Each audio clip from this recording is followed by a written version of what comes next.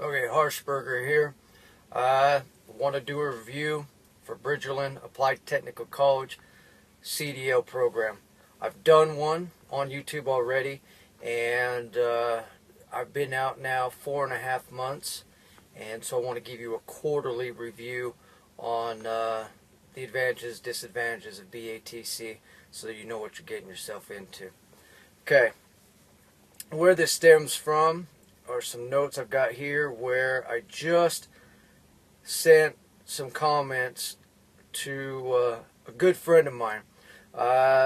His brother-in-law is in trucking school right now, and I summed up what I felt was important to sum up for someone with the experience that I have thus far, and being that it was for a good friend, I feel that it was the most crucial information, and then realized I could then share that with you, the stranger, on that level. So I'm going to pull that up right now, and we'll go over this real quick. Again, I absolutely highly recommend BATC. In fact, I wish the program was even longer than what it is. I wish it had more city driving. Not necessarily true city driving, but an actual obstacle course where you can make mistakes. Because as we'll talk about here in a minute, making mistakes will cost you your job. I don't care if it's a 3-inch scratch on your truck, it can cost you your job. Okay? And I'm talking your truck, not somebody else's truck. Alright, we'll get into that. The advice that I'm going to give you in summary is going to have to do with staying alive. It's no joke out here, and it's also about keeping your job. Alright, so on that, the first thing I sent my buddy is, okay, the first 3 months out are to see if you will as much as scratch the rig, or of course worse, but as much as scratch the rig. 3-inch scratch, 2-inch scratch, it's going to hurt you. And so you might think, well, I won't report it. Here's the thing. If you don't report it, you're terminated. You have to report every incident. No matter how minor, you have to report it, and they'll decide if that ranks as one of their preventables, is what it's called. Okay. Just some things going through my mind. Be careful on the preventables. They're going to get you in a lot of trouble. A lot of trouble. They seem extremely minor. I mean, a 3-inch scratch. Come on. Piece of cake to fix, but that's not the problem. So you've got to be careful on that stuff. Let's get into it, into details. All right. First 3 months are out to see if you'll as much as scratch the rig. 3 scratches, and an employer may drop them. You'll have to find out from whichever company you're interested in. Ask them what their scratch policy is. Because you can, cracks, dents, dings, you can assume those pretty well off of their scratch policy. Find out what their scratch policy is. A lot of companies, I'm assuming, out there, such as the one that I work for, have a 3 preventables incident limit. So one time I pulled off a road. Well, I was on a road, and on the shoulder was firm, dry dirt, and I needed to do a maneuver, and I was like, well, I'm going to use the dirt to help me out.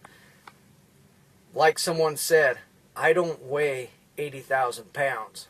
I pulled off on that dirt just fine, but when I went to back and those drive wheels dug in, they got a little spin. Well, with a little bit of spin, immediately they got a little bit of depth. And with a little bit of depth, they got resistance.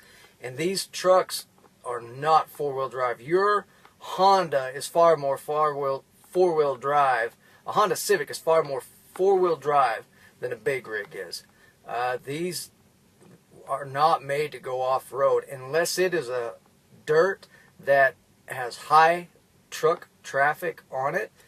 Don't get on it. Don't get on it, because I only had to be towed I had to have a winch line hooked to the front of my truck and pulled 5 to 10 feet back on the road. There's a preventable, and that probably cost the company $500 or more. There's a preventable. 3-inch scratch on my truck with a spotter. Okay, I've seen myself and somebody else get themselves in trouble with a spotter. Don't think a spotter is better than getting out and looking around your entire truck, because it's going to change every 5 seconds. You got to be careful. Your vehicles will come in out of nowhere. Might be a window cleaner for a business just pulled right up next to you didn't even know. Or you stop to ask someone some directions, and you're like, okay, thank you. And you see nothing, and then that guy says, hey, by the way, there's a guy right behind you. Be careful. And you look in your mirrors, and you can't see him. Had you backed out, there you go again. And you don't have reverse lights, so they don't know you're backing. Just some things you want to be careful about. Let's see. So my advice is always get out and look. Get out and look multiple times. Have in your mindset that you're going to be the world's slowest backing trucker. I'm the slowest. I'm the worst at it. If you're waiting on me, you're going to be waiting a while, because I'm the world's slowest. Because I'd rather be slow and have everyone think I'm slow than to make a mistake that's going to cost me my job. I mean, that's silly. I didn't kill anyone. I didn't get in an accident. I didn't do thousands of dollars in damage. I did a 3-inch scratch on my truck, and that can cost me my job. And that's just senseless to do that. Here's the other thing, that the difference between real world and trucking school. In the real world, when you do these backing maneuvers, which is going to be the most technical, advanced thing that you're going to do in a day, it is going to be after you have driven up to 11 hours. You're exhausted. You are absolutely exhausted. You're pulling into a truck stop or into your shipper receiver. You're exhausted. You are tapped out mentally and physically, and now you've got to do the most difficult maneuver of your day. That's the big difference between trucking school and the real world. Let's see.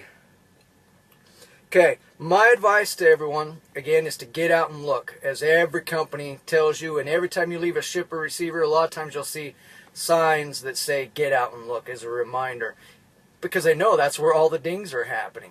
Get out and look, but I'm going to add to that. When you get out and look, don't say, I can make it, I can make it, I can make it, I can make it. Don't push it. Don't try to do that. What you want to do is say, not only can I make it, but I have a buffer zone.